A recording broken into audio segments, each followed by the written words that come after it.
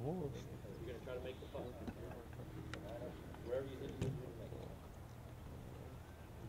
Right on that cross there, right?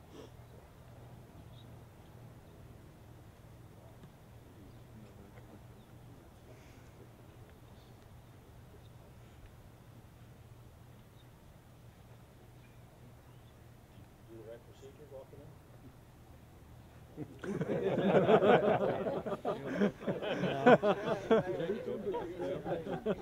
I gave you that great tip over there.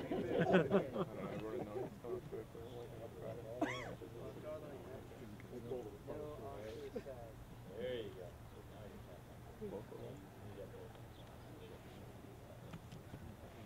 Tell me when you're ready. You got it.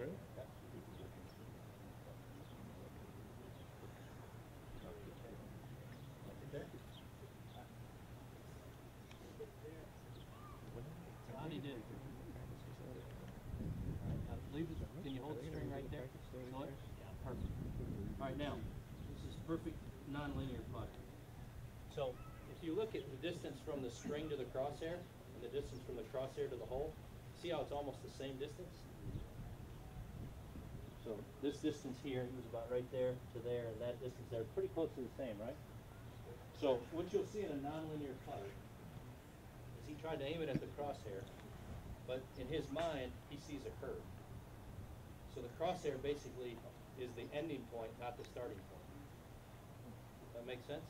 So he's visualizing a curve, and he's seeing the ball end there, not start there.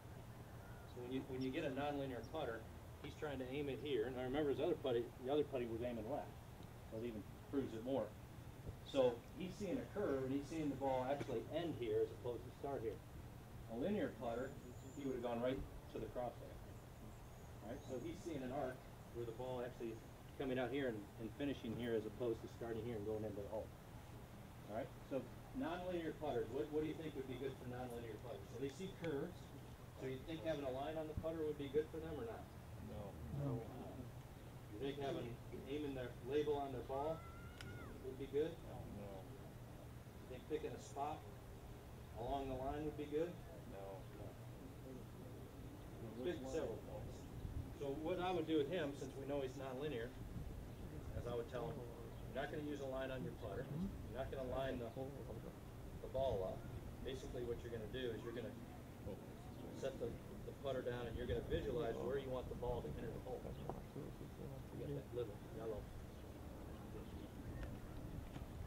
So visualize the curve, and this would be the center of the hole. So some people do like Mike talks about a clock, 6 o'clock, 12 o'clock. I like to use this thing and just try to get it rotated. So where do you see the ball having to enter the hole with the brick? You want more up the hill? A little more counterclockwise. Testing it. Yeah, I told you testing it. I'm from the East Coast. Is it different on the West Coast? Even a little bit more. Yeah. All right, so if this was a clock, if this was 6 o'clock, this was 12, in the center that would be around 4, right? So you're seeing that kind of going at 4 o'clock. All right, so what I want you to do is once you get the putter behind the ball, I want you to kind of feel how much up the slope you got to get with your eyes out here before you putt it. So I don't want you to kind of aim it. I want you to kind of put the putter down and just kind of use your eyes and your feel to see how much out you get. Okay? We'll do a couple. Yeah. We'll putt it. We've done enough of the triangles. Knock it in.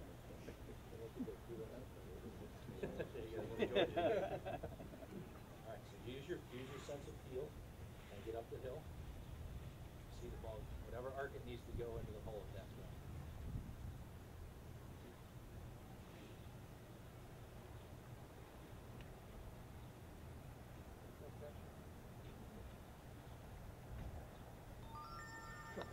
Oh.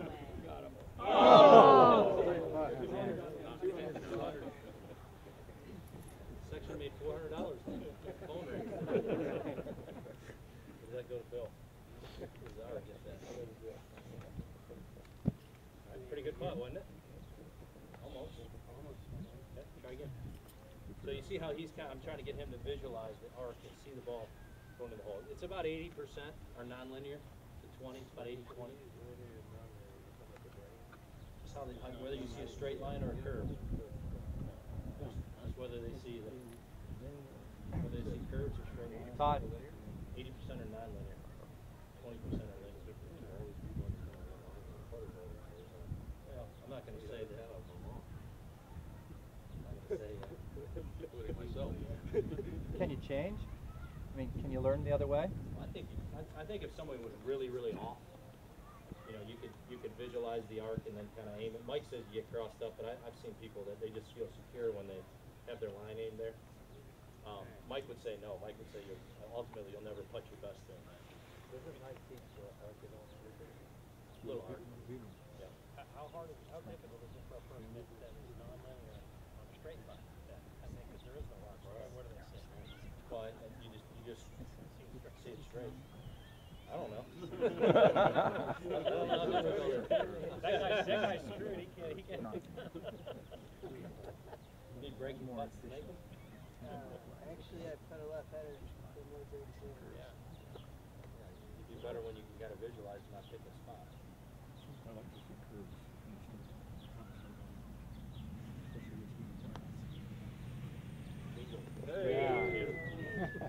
So, very good. All right, so everybody kind of see how that works? So so that would be a, you know, we went through the mechanics, we worked on his aim, talked about non-linear to have him hit some putts, and then I might give him a drill to do. Now, question. Yes. Wouldn't we default to start with this process first rather than the strength? Because 80% chance it's this guy rather than the string guy. Well, the only thing I did with the string initially was to get his aim right for a straight. I'm not saying we did it the wrong process, but as far as if we're going to just jump in the pool here, wouldn't we want to start fiddling with somebody's? Well, you want to start from a good aim position. Okay. So if somebody was aiming incorrectly, so you want to get their aim correct first, and then work on the curve. Good point. So what I might do with somebody like this is say, okay, I'm gonna put a couple tees out here. So where would you say would be the? If you looked at the arc of this putt, would that be the inside arc? Would you ever go below that? No. Okay. Or would you ever go above that? No. Okay. So I might do something like that, and then you liked it at like 4 o'clock a.m. at tees. There you go. Perfect. All right. So where did you see it coming in? Somewhere. Oh, you can't do it on this hole. In the back of the cup? Yeah, I mean, you saw it coming in at about 4, about so right something there. like that. All right. So then what I would have him do, and I'd play a little game. I'd say, okay, we're gonna hit 10 putts. All right. Every time you make it, you get a point. Every time you miss it on the high side with good speed, no points. If you miss it short or on the low side, -2. You gotta hit 10 putts and you gotta have a positive number. Think you can do that? Yeah.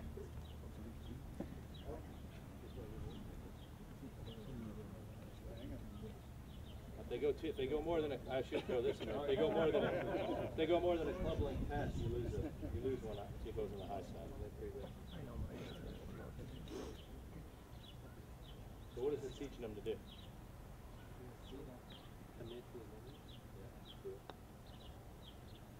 Oh, money. Okay, +1.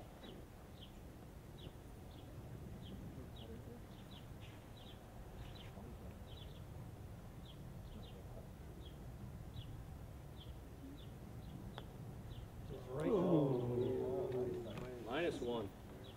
-1 through 2. The right to left putt squared them up. Yeah. So somebody like that who aims left, practicing right to left putts would help them with their aim. All right. -1 through 2. So I made one on the first one, all square, right? No, -2.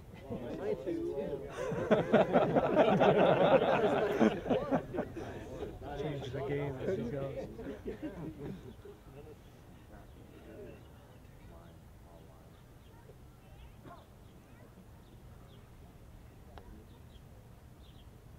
Good putt.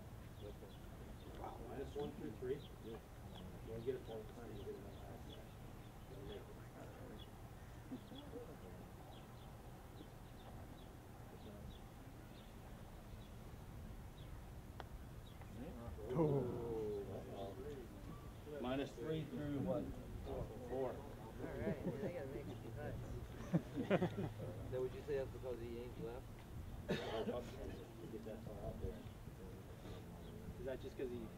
needs to open up at the, when he sets out? He's still not out there enough, I don't think.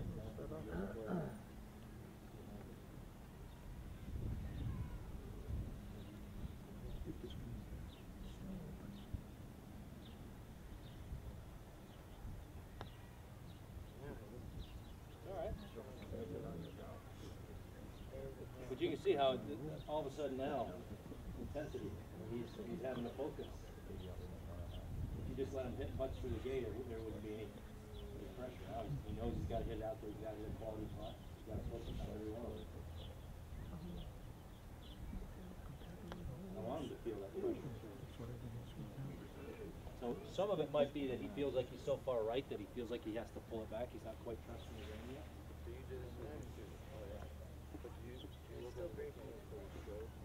I do the mechanics first, and then I'll work on something like this. Now this is a great deal because this does both. You have to get the line right and the speed. So we're working on getting line and speed. So I'll do a right to left and a left to right.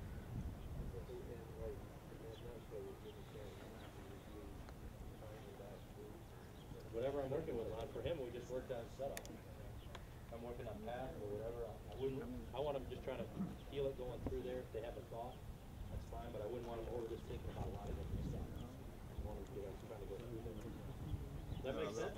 We kind of see how this works? So this would be good for breaking putts. Now, you know, I would say that what I like to do with putting is, you know, I would say I have about 25% of the time working on something mechanical. So whatever I'm trying to do with him in the strokes, if I was working on his setup, I might have a mirror out on the green. If I was working on path, I might have him on a chalk line. If I'm working on face position, I may have him hit putts through 2 tees just to work on club face. You know, whatever I'm working with him on, I would have 25% there. Then I do 25% working on short putts, 25% working on some kind of a mid-range putt, and then 25% working on lag putts. So they're working on their speed, different speeds, things like that. I want to show you one drill that I do with Grant. I gotta get this one.